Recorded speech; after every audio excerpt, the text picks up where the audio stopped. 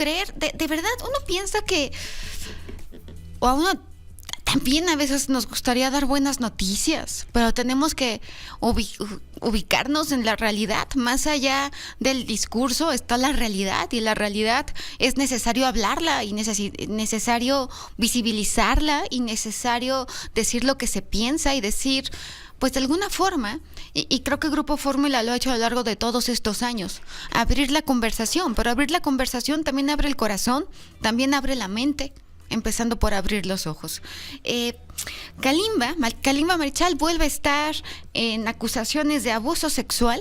Esta sería la quinta vez que lo acusan de abuso sexual. Él ya tiene un antecedente. Hay que recordar que en el año 2010 fue acusado por Dayana Guzmán de violencia sexual.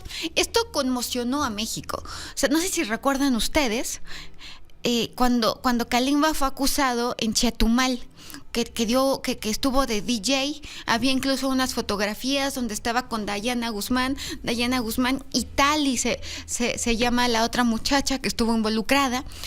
Y era impresionante ver lo contentas que estaban en ese momento, para después ser el caso quizás más sonado del 2010 y de muchos años más, porque a la fecha sigue arrastrando Kalimba Marichal esto, a tal grado que el año pasado Melissa Galindo lo acusó de violencia sexual.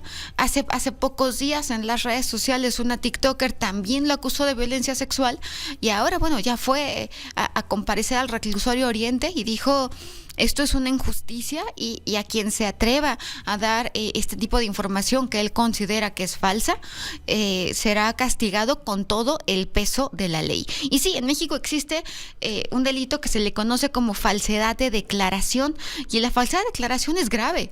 Te vas a la cárcel. Si tú mientes ante una autoridad, te vas a la cárcel. Asimismo está el delito de daño moral, donde un agravio a tu persona, a tu prestigio, a tu imagen, a tu reputación, también es tremenda, y también hay un castigo para todo aquel que difame a una persona.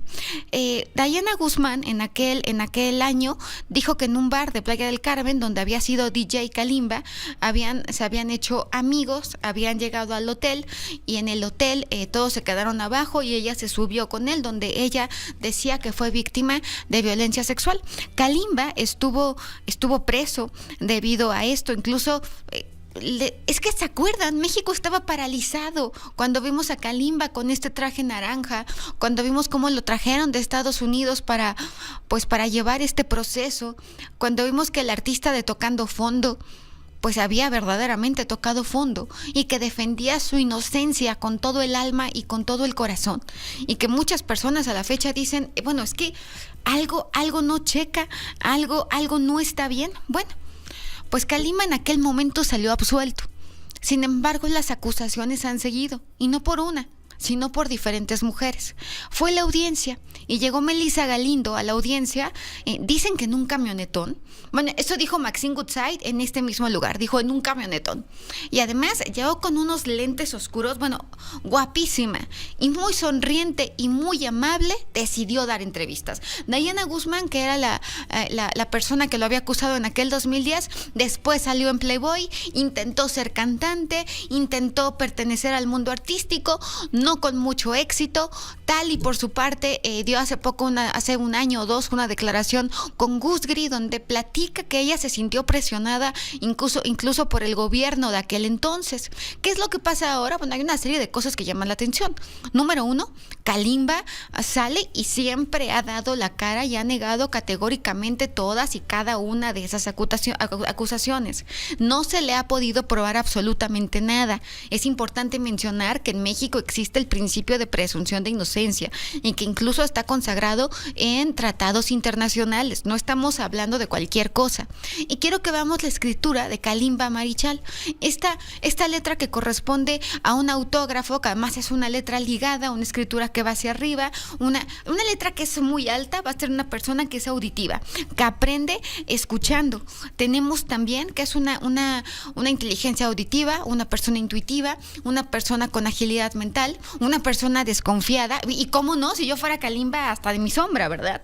Una persona que además necesita actividad constante, una persona independiente a la que no le gusta sentir que le debe nada a nadie, sino que lo que ha logrado ha sido por méritos propios. Y cuando uno ve a Kalimba, y lo veíamos tan enojado en el lenguaje corporal, lo veíamos con tanta impotencia, con tanto dolor. Y sí, una firma que la zona media es tan pequeña, va a ser una persona mucho más sensible que una persona que tiene la zona media de la firma más grande. La zona alta de la firma, el mundo de las ideas. Zona media, las emociones, y partes bajas tiene todo que ver con el instinto. Entonces, lo que vemos en Kalimba Marichal es justamente esta personalidad que es extraordinariamente sensible. Ahora, Dayana Guzmán es esta mujer que además alza la voz a favor de Melissa Galindo en algún momento, y bueno, la realidad es que sale en defensa de Melissa Galindo. Fue ingresado, Dayana Guzmán en aquel entonces tenía 17 años, hoy por hoy sabemos que ya es incluso mamá, y quiero leerles un poquito de la declaración que da Dayana Guzmán acerca de lo de Melissa Galindo. Dice: sí le creo, no la conozco, lo digo para que no haya malos entendidos, pero le creo solamente por el hecho que fue la misma persona que a mí me agredió hace 13 años.